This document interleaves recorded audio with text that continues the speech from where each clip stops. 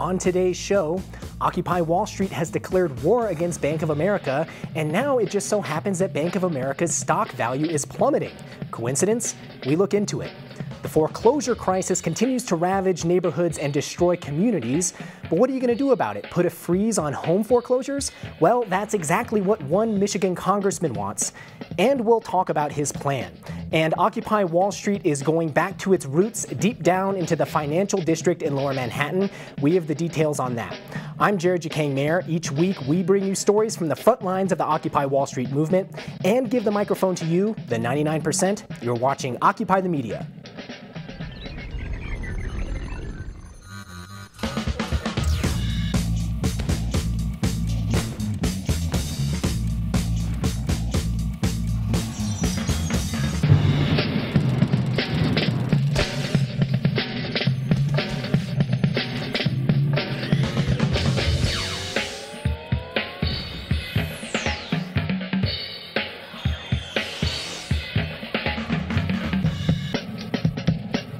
Thanks for tuning in. Occupy the Media is an effort by Free Speech TV to deliver the latest news from Occupy Wall Street, stories and perspectives you won't see on the corporate media. And we want to do this by giving the mic to you, the 99% out there. So join the conversation by calling us toll-free at 877-575-FSTV.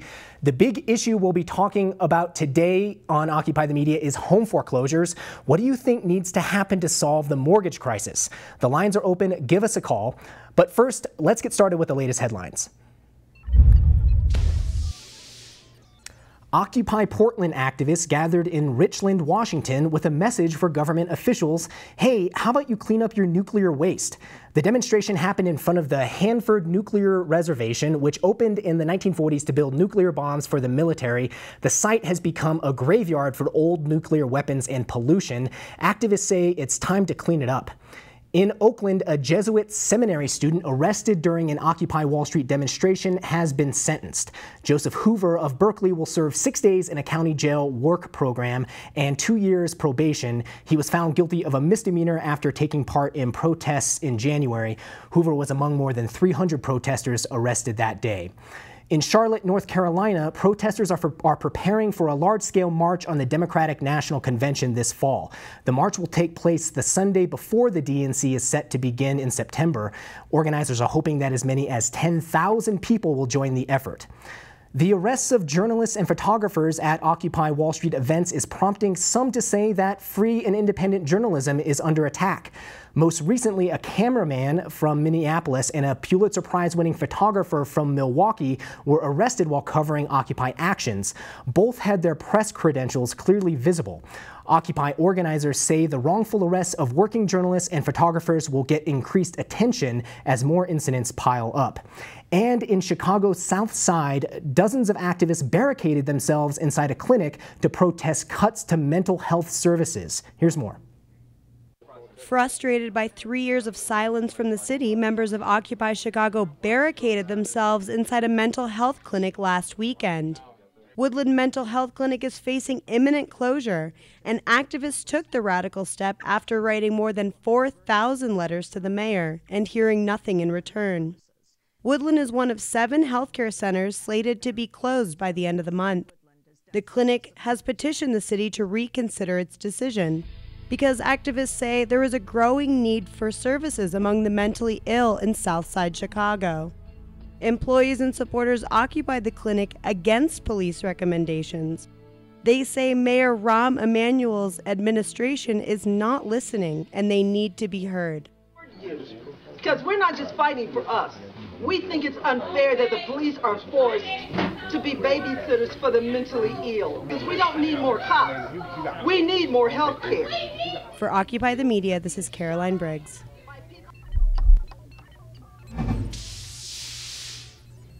All right, that wraps up the latest headlines from the Occupy front, but let's take a minute to dig into some of these stories. Sitting here in our studio today is Marcy Miranda, Free Speech TV's news producer, and Don Rojas, FSTV executive director. We're going to get into Occupy mental health in a sec, but I just wanted to say this is our 8th episode, guys. I can't tell. Yeah. To you, does it feel like we've been doing this forever, or does it feel like we just started? We just got started. We have a long way to go still, but it feels good. Yeah. Marcy, Occupy Mental Health, the footage there of people who rely on mental health services there in Chicago barricading themselves inside this clinic. So we'll talk about the impact of this in a second, but why, or I guess what is the outcome of this? What's come of it? Well, unfortunately, it looks like the clinic is still going to be closed. Part of Mayor Emanuel's plan was to take these 12 clinics and consolidate them into 6, so it included closing this one in Woodlawn, and going and privatizing them because there's no money, is what he's saying. He needs to slash budgets, you know, but it's really unfortunate for the people there because really who's going to be suffering? It's those people that are already marginalized, that already don't really have a voice, and it's them yet again getting the shaft. And certainly it is tragic, and I'm sure that no one in city government sits there and says we want to cut mental health services for people that rely on it. But Don, the reality is that Chicago, like a lot of cities, is facing really big budget shortfalls. Right. They are making cuts in lots of different areas in their city government, and mental health services happens to be one of them. I mean, what would you say to people? I mean, yeah, this is a necessary evil. We don't like it, but that's the way it is. Yes, I know, and it is very, very painful. But it's a reflection of major metropolitan areas like Chicago, all across the country, that are faced with budget shortfalls as a result of the ongoing economic crisis in U.S. capitalism. This is affecting the most vulnerable in our society, the most people who don't have a voice for themselves, who can't advocate for themselves. These are folks who are mentally ill, thousands of them, possibly could be put into the streets to add further to the homeless population. I'm hoping that that Mayor Emanuel does the right thing and does not go forward with these cuts. And certainly just the act of protesting this, because people who rely on mental health services aren't the biggest and most vocal or the most influential constituency in city government, so right. Maybe the axe fell on them, and now that there's been a little bit of pushback, maybe they can get some of that restored. But anyway, let's move on. Occupy Wall Street wants America's financial bigwigs to wake up and smell the coffee. And one way for activists to do this is by going to sleep. Yes, for the last few weeks, activists were sleeping outside the financial district in Lower Manhattan, kind of like a big outdoor sleepover on Wall Street's front yard. We'll get into the details in a minute, but first we want to hear from you. Give us a call at 877-575-FSTV. Marcy, people there moving and actually occupying the sidewalks with sleeping bags. Yes, Occupy Wall Street is occupying Wall Street. At least they were until Monday, actually. They found this ruling that said that sleepful protests are legal, constitutional, you know, under free speech. So they were doing just that. On Monday, NYPD came in and said, that's not so much the case. And they had some arrests and they evicted them. So before, prior to this, Zuccotti Park was the birthplace of the Occupy movement. Right. You set up encampments there, got kicked out by Bloomberg, and they've fenced it off and prevented anyone from going in there. But now activists are then sleeping right on the sidewalks, right where the people that work on Wall Street have to walk past them, right. Step over them. It's pretty dramatic. It's pretty dramatic, isn't it? And also, you know, you've got to applaud the Occupy activists for their clever use of symbolism. I mean, this is actually taking their protests to the front doors of the big Wall Street banks that are responsible for the economic crisis. And so, Marcy, even though there was this, I guess, this law that would allow people to occupy while sleeping, there were still arrests. Police arrested people. Yeah, they did. They went back in and arrested at least 4 people, probably more, but that was the last count that I saw on Monday. And the occupiers are saying, well, we never really expected this to turn into Zuccotti Park, obviously for lots of reasons. But they're going to continue to do what it is. But it's another method, and the harder that Bloomberg and the city government tries to stamp down on something, protesters find a way to make their voice heard. Exactly, and it shows again how courageous these young protesters are, and this symbolic action has in fact sparked support and sympathy from across the country, and so you're going to see perhaps more of this happening, or in other cities that have financial districts.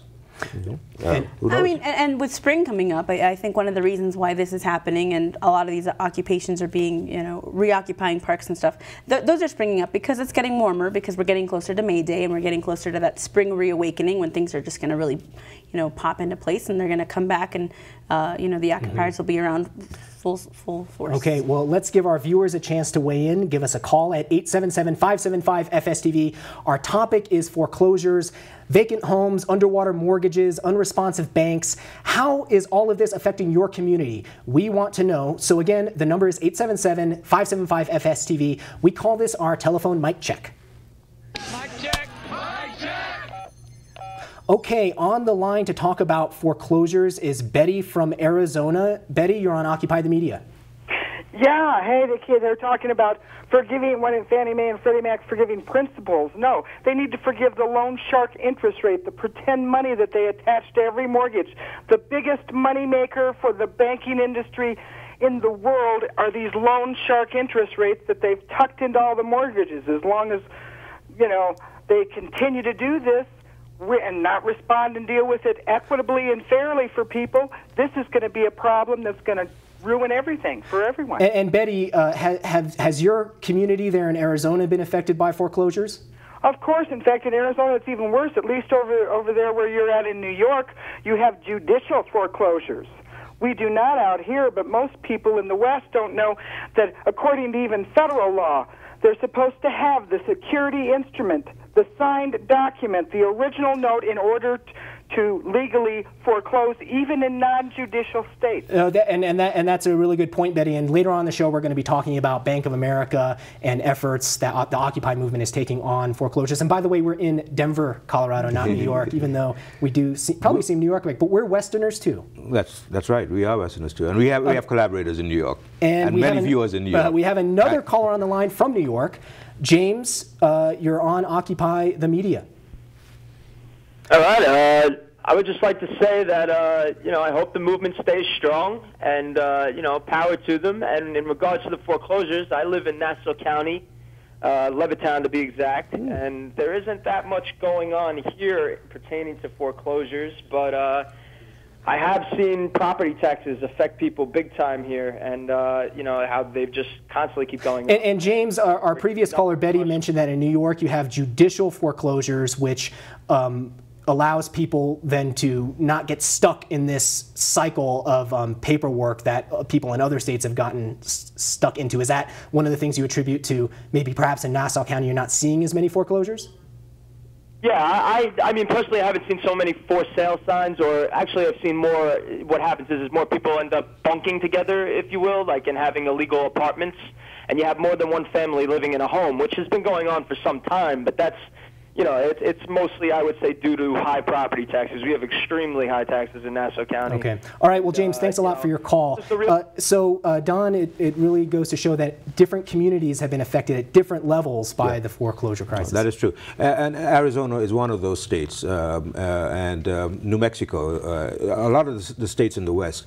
Nevada, and I think, Florida, had the Nevada, exactly, Las rate. Vegas, in that particular city, have had extremely high foreclosure rates. And it's a, whereas in some parts of the country the housing crisis might be easing a little bit, certainly in the western states and in places like Florida. And we're going to be talking about the issue of foreclosures throughout this show. That's our main topic. So please call in and give your 2 cents about the crisis, how it's affecting your community, and what do you think we should do about it. We're going to take a quick break. When we come back, we'll talk about what the 99% is doing to take on Bank of America. But first, we want you to join the conversation, so give us a call, 877-575-FSTV, or post on our Facebook wall. What do you think the Occupy Wall Street movement should do when it comes to solving the housing crisis? Stay with us.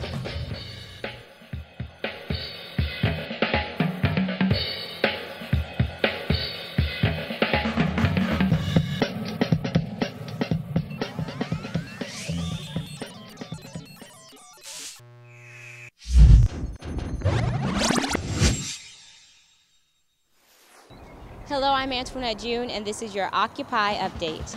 On April 25th, activists, students, and occupiers will gather at Union Square in New York City from 4 p.m. to 6 p.m. for a Student Debt Day of Action.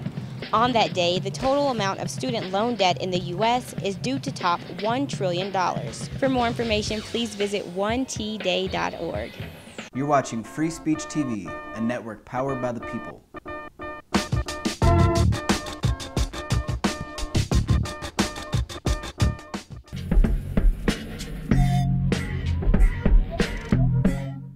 more things change, the more they stay the same. Here was Ronald Reagan over a quarter century ago, relaying what sounds like a very familiar story about rich people not paying their fair share in taxes.